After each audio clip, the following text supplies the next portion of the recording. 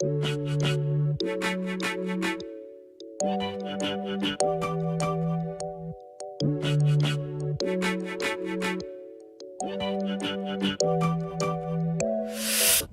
it's a long story, but I'll give you the short version. So I started at State studying nutrition, kind of with the intent to go elsewhere and do something else, but ended up falling in love with nutrition.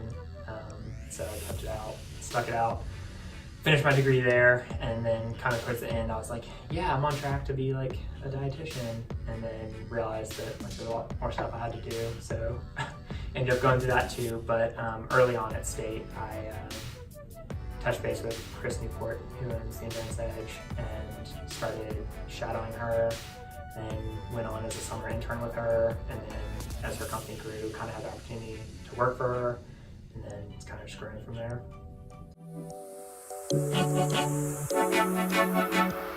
So currently here at the Edge, I do metabolic testing.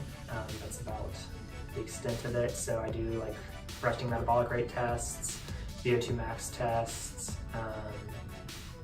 sweat tests, stuff like that. So it's pretty interesting.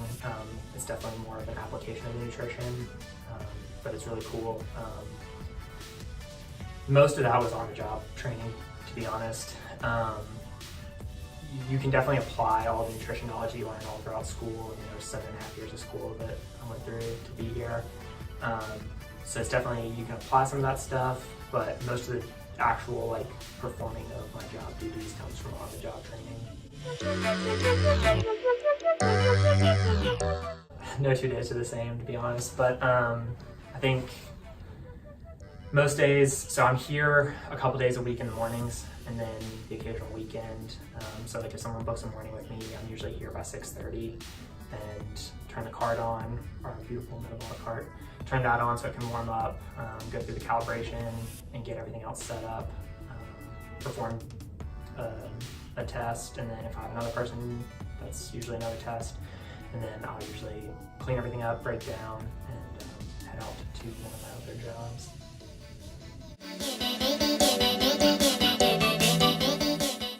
That one's a good one. That's a tough question.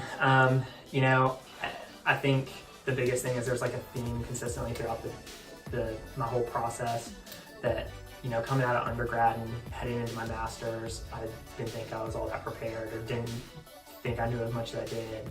And then coming out of grad school, going into the dietetic internship, same kind of thing. Like I felt underprepared and like I didn't know enough. And then going out of the internship, same thing. But what you realize is as you get into that next step, the step before really did prepare you, and you learned a lot more than you think. So I think the best thing you can do is just trust that, or like put in the hard work and then trust that that's the right thing, and that you're well prepared for the next step.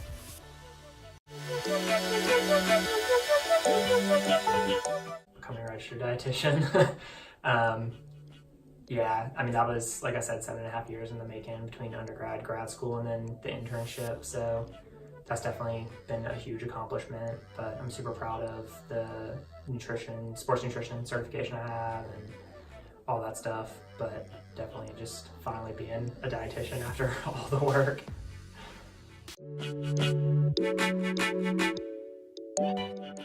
I don't know.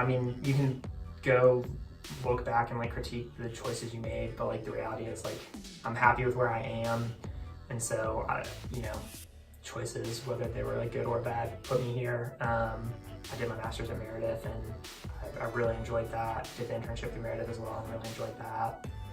I think the biggest thing is just take advantage of opportunities. Like here I am with a job because I spent some time shadowing somebody.